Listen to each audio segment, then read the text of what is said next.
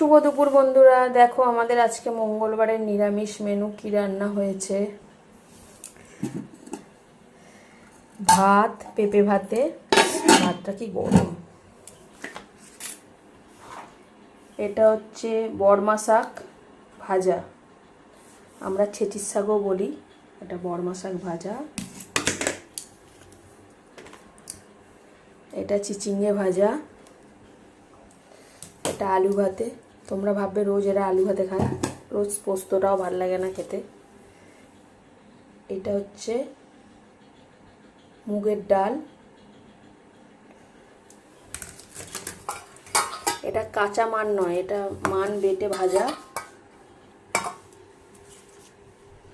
এটা শাপলা। নিরামিষে কি রান্না হবে বলো রোজ রোজ, ওই জন্য এই রান্নাই হয়েছে। টাটা।